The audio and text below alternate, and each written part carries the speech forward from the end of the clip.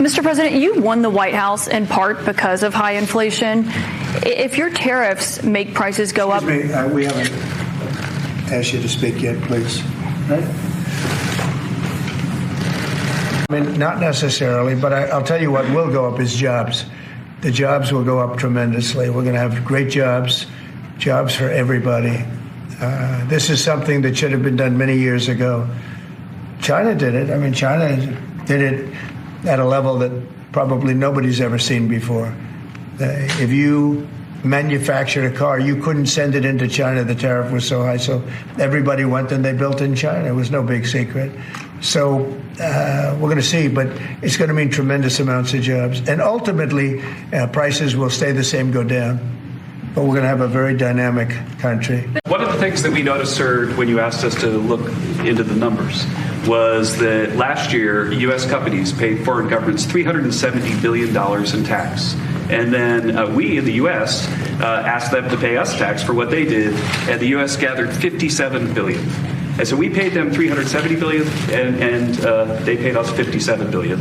And when people say, oh, you're doing this tariff thing, how could you do that? Why would you do that? It's so unfair. Let's think about this. They have 3/4 of world GDP. We have 1/4 of world GDP, and we're paying them $370 billion, and they're paying us $57 billion. Yeah, it's amazing. From Wall Street about these tariffs. So there's been some nervousness on Wall Street about the impact. So. I mean, there hasn't been very much, and I think it's going to make the United States stronger, and in many ways it could make other countries stronger too.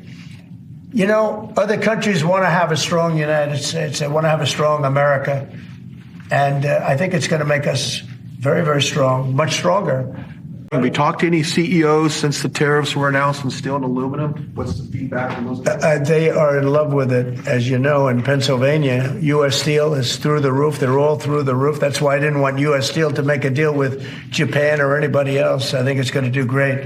But I think maybe more than anybody else, the steel companies and aluminum companies, they're in love with what's happened. And this will eventually be the car companies and chip companies. We have to have chips made in this country. Right now, everything's made in Taiwan practically, almost all of it, a little bit in South Korea.